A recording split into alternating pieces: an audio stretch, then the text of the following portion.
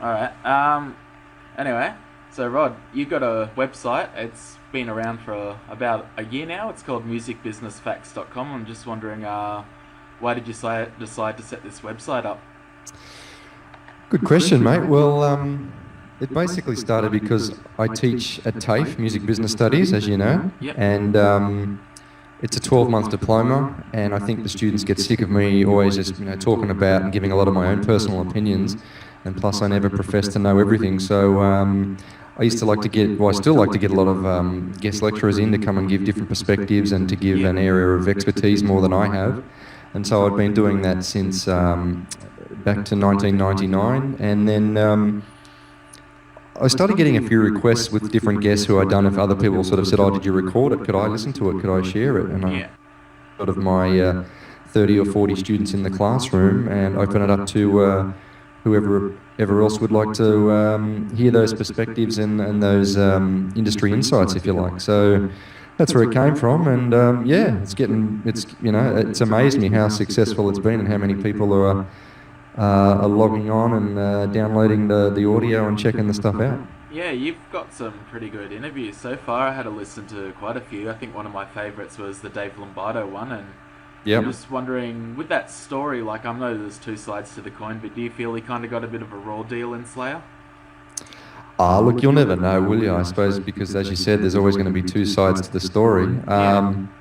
An interesting story for you is that actually the day when Slayer were playing in Australia for Soundwave, I was actually in the van with Slayer because I was driving them around Brisbane for Soundwave. So when they got off the plane from America, I was actually there whilst they were talking about Dave, how he kind of, like in Tom Aray's words, had threw him under a bus whilst they were on the plane coming to Australia. So I kind of got to hear a little bit of both sides. But, being in a band's tough, and, you've got all these different relationships that you've got to try and balance and juggle. And at that level, it becomes a big business. And, I'm a big Lombardo fan from being a drummer. So, I was very interested in hearing his side of the story. And, I was absolutely stoked to get that interview. And, it is what it is, and I guess, I'd love to get Kerry on, but we'll see what happens. Yeah, no, that'd be great. And you also got Ace Frehley. I don't know how you managed to hook that up. That's like your childhood dream right there. Totally. It was a funny one, that one, because if you listen to that interview, I only sort of had 20 minutes with him, and I had all these business questions lined out, and he kind of says to me straight up, look, I really can't stand the music business. I never have. I don't really like talking about it. And I was like, holy shit, I'm looking at my questions. So it wasn't a very good interview, really, because in the end I had to kind of just throw my questions away and, mumbo jumbo a little bit of the way through. So I was lucky to stretch it to 20 minutes with one of my idols. So, there's another really good one I listened to the other day. I forgot the lady's name, which was a social media guru, sort of.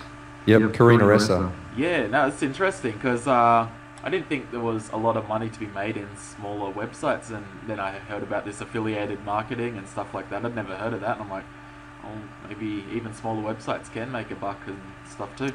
Yeah, no, look, definitely. I think if you go and listen to that interview, she's making really big money too, and her and her husband, if you listen to the story, he was an ex-metalhead from an Aussie band as well, who's like making millions of dollars online with online businesses. So, she's very inspiring with her knowledge about how to, utilize social media successfully. And her and her husband, they're just going great guns, making an absolute fortune. And they're doing that by helping other people to learn what they know, their knowledge. So, something to definitely go and check out. Yeah, no, it's interesting stuff. And I'm just wondering, do you think the Australian metal scene, do you think it's doing better than it ever has? Because there's a lot of bands now. Phil Ensemblo from Pantera's got a label, and I know he's picked up a lot of bands like, I think, Portal and King Parrot, and there's a lot of bands doing well now. I think it could be the strongest the metal scene's ever been. Do you think, would you agree? Yeah, I think so, mate. I think you're right. I think bands like Parkway Drive have certainly paved the way for a lot of Australian bands to see that it is actually possible to have enormous success. I'm not saying that everyone will be able to do what they've been able to do, but there's others like Amity Affliction and bands like King Parrot and Psychroptic. And yeah, it's definitely changed since the days when I started out and when I was trying to, get our band overseas. But there's a double-edged sword to that too. It's, as like you pointed out, it's a lot more professional now, but it's also a lot more crowded in the marketplace. So there's so many bands, and you just have to be really, really freaking good, and you have to have a bit of luck on your side. You have to have an insane work ethic. I think you have to have something that maybe sets you a little bit apart, and a number of those things that are going to help you, get people's attention, which is, I think, is the name of the game. Because I think one of the downsides to metal in general is that so many bands, they just sound the same. There's so many acts that just want to be as brutal as they possibly can, or as fast as they can, or whatever it might be. So, but yeah, to answer your question, I agree. I think now would be a great time to start a metal band, or be in a metal band, if you've got the right attitude and the right work ethic, and you're in it for the long haul. Absolutely. Yeah, it definitely seems to be getting a little bit more attention these days. I keep hearing your band as well, Alchemist, getting played. It still gets played on Andrew Hogue Radio, and I've heard it on the Racket a few times. Do you get offers to reform? Are you on hiatus, or is it kind of over now, Alchemist? Look, I never say it's over. We kind of ran out of steam at the end, and three of us started having kids, and you never say never. I'd like to think one day we'll do something again, but it won't be in the near future. And that's really cool that we still get played and we still get referred to. Adam and I got invited to be on that metal documentary, which has been really. I saw a bit of that.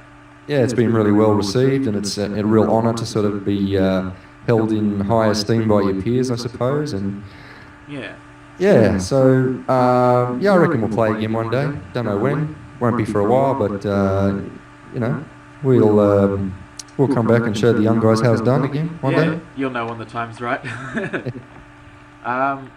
I was at Rocking Horse the other week, and the guy there was telling me, he's saying vinyl records outsell like CDs 3-1 now, and seems to be getting a lot bigger. I've been buying shit tons of vinyls lately. I'm wondering, do you collect, and do you think maybe physical sales will make a bit of a comeback? Oh, look, it depends who you speak to. For instance, in the metal genre, a lot of metal bands, I've spoken to a lot of bands who reckon that they're still selling, on par with what they were 10 or 15 years ago. Some of those heritage bands like Carcass or Napalm Death, or even, Maddie from King Parrot was saying, it's bullshit. We still get out of the back of the van, and off the back of a really awesome show, we can still sell shitloads of physical products. So I think it's probably genre specific. I think, the music industry in general, for the Mr. and Mrs. Average, or the young, perhaps, Gen X, Gen Y, Gen Z, those sort of people who haven't really ever had that culture of going to a record store on a Saturday morning and spending your pocket money on a record, probably won't ever follow it now, because, things like Spotify and also the new Apple services going to make it pretty easy for anybody to, just listen to pretty much whatever they want. But look, I would say to anyone listening, or any bands or musicians, that depending on the genre, your physical sales can still, not only get your music out there and your message out there, but can also still be a genuine income stream for you. And it surprises me that you said that. I knew vinyl was having a comeback, but I didn't know it was outselling CDs. So that's surprising to me. But I guess it's harder to carry around CDs when you're touring, if you're a touring act. I think CDs still have a place, and a lot of my guests are telling me that's the way it is too. Yeah, no, it's good to see it's coming back. So, with your site, I'm just wondering, because I'm always interested too. I just wanted to do it originally just so I can get photo passes and meet bands, and now I'm realising maybe there could be money involved. Did you start it ever to make money, or was it just for the love of music business? Oh, look, I got to be honest, I thought at some stage I might be able to monetize it, but I'm still really not sure how to do that. But I'm in this really privileged position where I don't need it to be profitable, because I've got a really good job in the industry anyway, so I get paid reasonably well to do what I love, and it's kind of just become an extension of my job.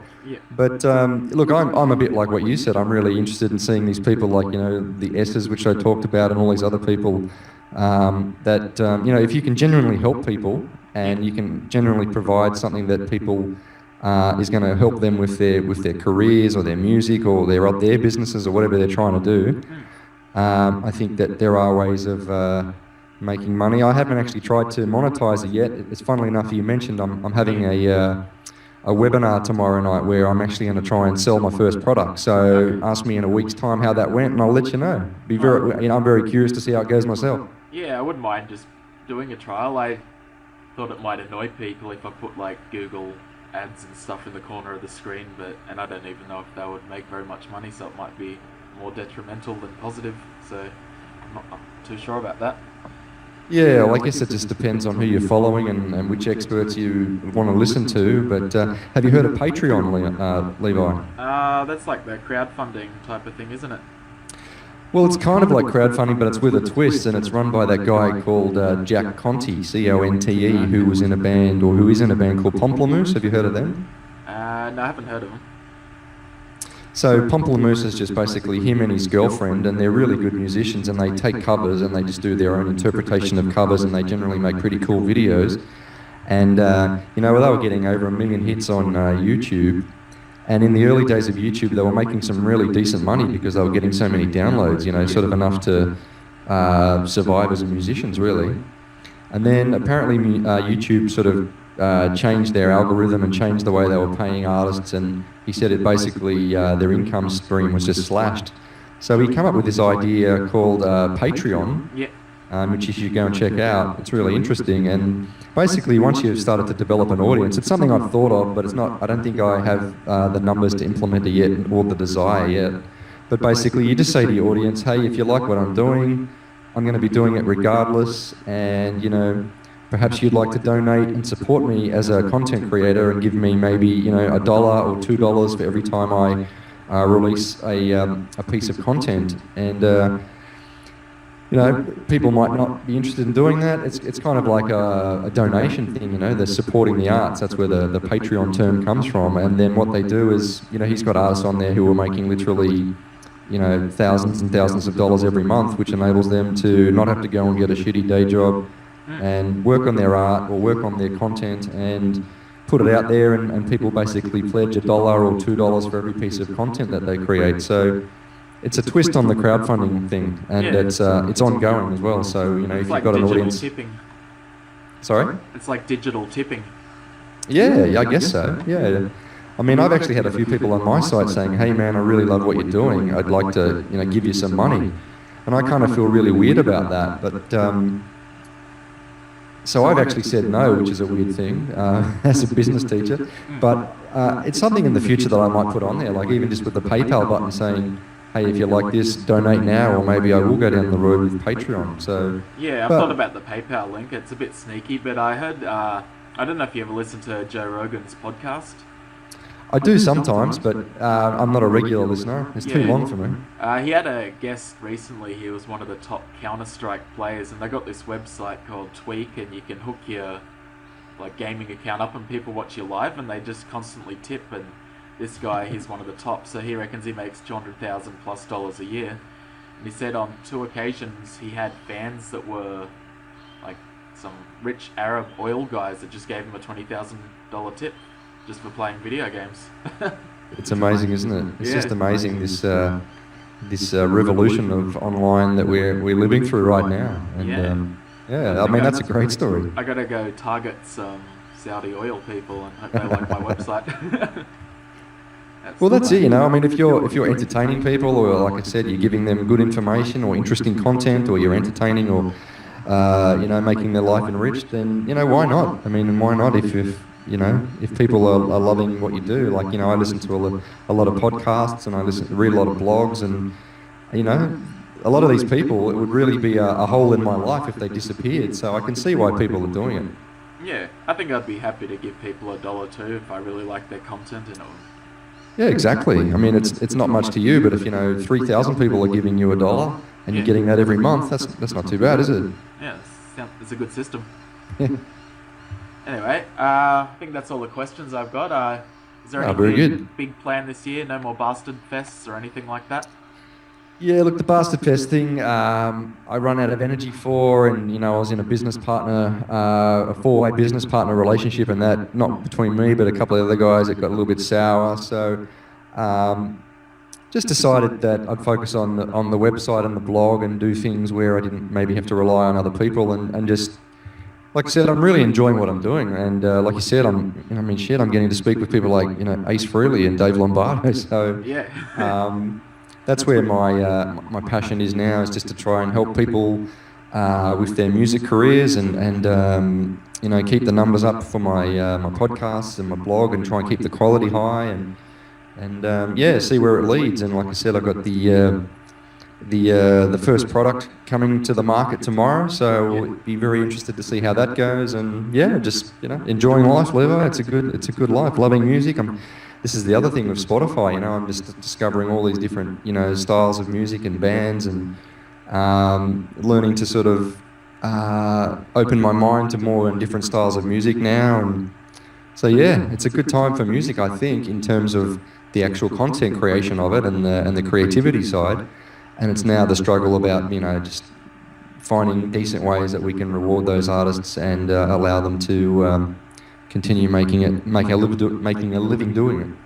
Yeah. The other good thing about doing the website now is it's kind of forcing me to listen to new music. I'm like, oh, there's some good stuff out there. I'll stop listening to the same 10 albums from the 80s.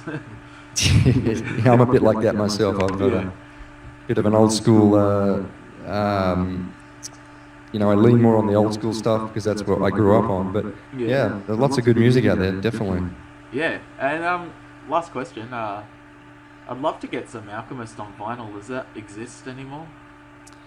Do you know what? There's definitely Tripsis, the latest record, came out on vinyl. Yeah.